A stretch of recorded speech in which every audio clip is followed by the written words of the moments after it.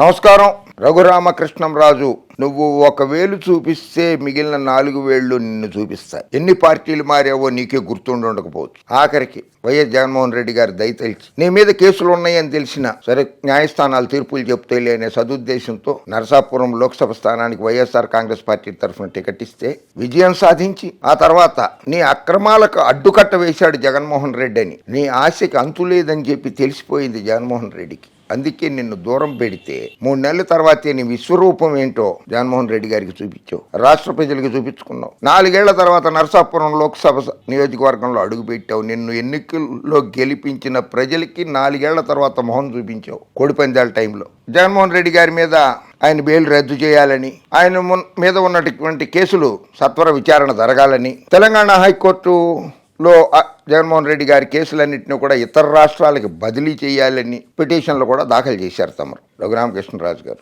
గురువింద సామెత కాదు, ముందు మీ మీద ఉన్న కేసుల గురించి చెప్పండి. CBI rights YSR candidates resident official officers in loan default case. Raghuramakrishnaraju, who returned to YSR Congress in March, is contesting in the Lok Sabha election from Narsapuram constituency in Andhra Pradesh. April 30, 2019. ఇది India టుడేలో వచ్చింది. CBI వాళ్ళు ride చేశారు నీటి మీద Raghuramakrishnaraju. Ind Bharat group 2655 కోట్ల రూపాయలు Power Finance Corporation, Rural Electrification Corporation Limited and India Infrastructure Finance Company Limited నుంచి తీసుకున్నావు. That the company, Ind Bharat company, మీ సొంత company, defaulted in payments of 947 crore with tune of non performing assets. 947 కోట్ల రూపాయలు దగా చేసావు, మోసం చేసావు ఆర్థిక సంస్థలకి, ప్రభుత్వ ఆర్థిక సంస్థలకి అనేటువంటిది సిబిఐ వాళ్ళని మీద కేసు పెట్టారు. The CBI had recently registered an FIR on the basis of which it carried out searches at 4 offices and 2 residences of Raju. Raghuramakrishnaraju, Ind Bharat company నీ సొంత కంపెనీ మీద, నీ కంపెనీలో ఉన్నటువంటి డైరెక్టర్లో మధుసూదన్ రెడ్డి, మిగిలిన వాళ్ళ మీద కూడా Ind Bharat Power Infra Limited and Axis Bank తో సహా చాలా కంపెనీల మీద సిబిఐ కేసులు పెట్టిన మాట వాస్తవం కాదా? నిజం కాదా? 666 మెగావాట్ల coal based thermal power project ట్యూటుకోరిన్లో పెడతానని Power Finance Corporation, Axis Bank, Punjab national Bank, South Indian Bank, State Bank of Hyderabad, Indian Overseas Bank, Bank of Baroda, Andhra Bank, ఇన్ని బ్యాంకుల దగ్గర నుంచి ఫిబ్రవరి 23, 2011 కన్సార్టియం ఏర్పడిన తర్వాత 2,655,000 కోట్ల రూపాయలు, 2,655 కోట్ల రూపాయలు లోను తీసుకుని ప్రజలు చెమటోడ్చి కట్టారు చూసావా? ఆ సొమ్ముని లోనుగా తీసుకుని 947 కోట్ల రూపాయలు ఎగ్గొట్టావని, ఇంకా ఎగ్గొడుతూనే ఉన్నావని సిబిఐ నీ మీద కేసు దాఖలు చేసిన మాట వాస్తవం కాదా? జగన్మోహన్ రెడ్డి గారి కేసుల గురించి అడుగుతున్నావు కదా, ఇదిగో నీ మీద, ఇది నీ ఐబిపిఎల్ కంపెనీ, ఇది ఐబిపిఎల్ కంపెనీ.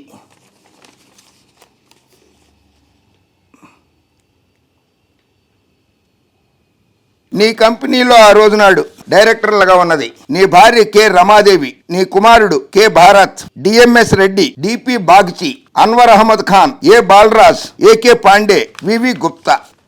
నీ భార్య, నీ కుమారుడు కూడా డైరెక్టర్లుగానే ఉన్నారు ఆ కంపెనీలో. నీ మీద CBI IPC 1860, Indian penal code 1860, preventive of corruption act 1988 ప్రకారంగా RCBD 1/2020/E/0006 6/10/2020 నాడు Mandir Marg police station, New Delhi Mandir Marg police స్టేషన్లో 120B 420 of IPC read with sections 13(2), read with section 13(1)(d Mandir Marg police స్టేషన్లో నీ మీద కేసు నమోదైన మాట వాస్తవం కాదా?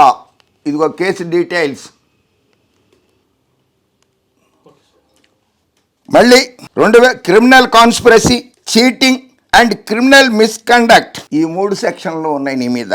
2014 నుంచి 2018 Punjab national bank chief manager నీ మీద కేసు పెట్టాడు, ఆ కేసు నడుస్తోంది. అదొకటే కాకుండా Ashok Kumar, superintendent of police, CBI New Delhi,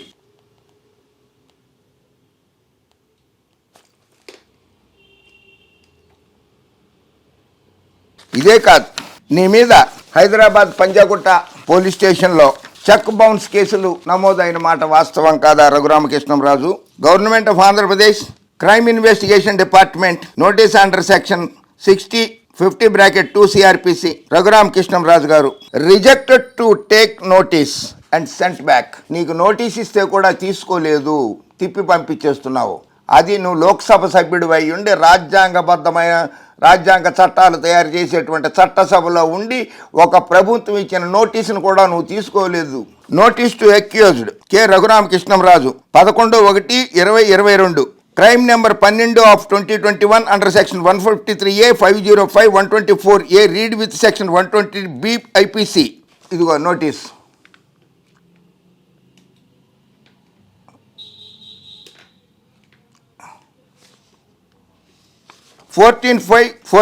May 2021 Amaravati Mangalagiri FIR copy.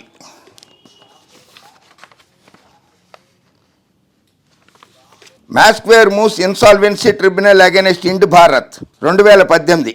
Australian asset manager Macquarie has moved the National Company Law Tribunal to start insolvency proceedings against Ind Bharat Energy Private Limited. Ironically, the firm is majority owned by Macquarie itself. Macquarie had lent 780 crore rupees to Bharat Energy against convertible bonds in 2015. 780 కోట్ల రూపాయలు Bharat energy Utkal ఒరిస్సాలో ఉండే ఉత్కళ్ళకి loan ఇచ్చింది Australian company మెక్వైరీ. వాళ్ళకి సున్నం పెట్టావు, వాళ్ళకి కూడా ఎగనామం పెట్టావు, పంగనామాలు పెట్టావు. వాళ్ళు కూడా ఇన్సాల్వెన్సీ పిటిషనే వేశారు. రఘురామ, జాప్యానికి బాధ్యులెవరు? జగన్ కేసుల్లో జాప్యమేళ. ఇది ఆంధ్రజ్యోతి. నిన్న సుప్రీంకోర్టులో ఈ కేసు గౌరవ జస్టిస్ సంజీవ్ ఖన్నా గారు, గౌరవ justice Dipankar Datta division bench ముందుకు వచ్చింది. జగన్మోహన్ రెడ్డి గారి కేసు వాదాపవాదాలు జరిగాయి. రఘురామ కృష్ణంరాజు గారు దాఖలు చేసినటువంటి ఇతర రాష్ట్రాలకు బదిలీ చేయండి ఈ కేసుని, తెలంగాణ హైకోర్టు నుంచి ఇతర రాష్ట్ర హైకోర్టులకు బదిలీ చేయండి అని చెప్పి కూడా అడగడం జరిగింది. దానికి జగన్మోహన్ రెడ్డి గారి తరఫున వాదనలు వినిపించిన ముక్కుల్ రోత్కి గారు, నిరంజన్ రెడ్డి గారు వాళ్ళు వాదనలు వినిపించారు. అలాగే కేంద్ర ప్రభుత్వం తరఫున తుషార్ మెహతా గారు, సాలిసిటర్ జనరల్ తుషార్ మెహతా గారు వాదనలు వినిపించారు. ఏపీ సీఎం జగన్ అక్రమాస్తుల కేసులో ఇంత సుదీర్ఘ జాప్యం జరగడానికి బాధ్యులెవరు? అందుకు బాధ్యత సిబిఐది కాకపోతే ఇంకెవరిది? ఇంతవరకు ఎలాంటి పురోగతి ఎందుకు కనిపించలేదు? ఇప్పటి వరకు ఒక డిశ్చార్జ్ పిటిషన్ పైన విచారణ ముగించారా? వాటికి ఎందుకింత సమయం పడుతోంది? అలాంటి కేసుల డిశ్చార్జ్ పిటిషన్లపై ఏదో ఒక నిర్ణయం వెలువరించాలి. అనుమానం ఉంటే డిశ్చార్జ్ చేయొద్దు, చట్టం అదే చెప్తోంది కదా అని సిబిఐ జగన్ తరపు న్యాయవాదులను ఉద్దేశించి జస్టిస్ ఖన్నా పేర్కొన్నారు. Yes, it is true. అలాగే రఘురామ కృష్ణంరాజు గారికి మీద ఉన్నటువంటి కేసుల మీద కూడా విచారణ సత్వమే జరిపించి ప్రజలు చెమటోడ్చి కట్టిన పన్నుల్ని బ్యాంకులకు ఎగ్గొట్టాడు కదా రఘురామ కృష్ణంరాజు. ఆ సొమ్మును కూడా రికవరీ చెయ్యండి, ఆ సొమ్ములు కూడా బ్యాంకులకు కట్టించండి రఘురామ కృష్ణంరాజు గారితో. రఘురామ కృష్ణంరాజు గారు తప్పులెన్ని వారు తమ తప్పులు ఎరుగురయ్యా విశ్వదాభిరామ వినరువేమ అని పద్యం ఉందే.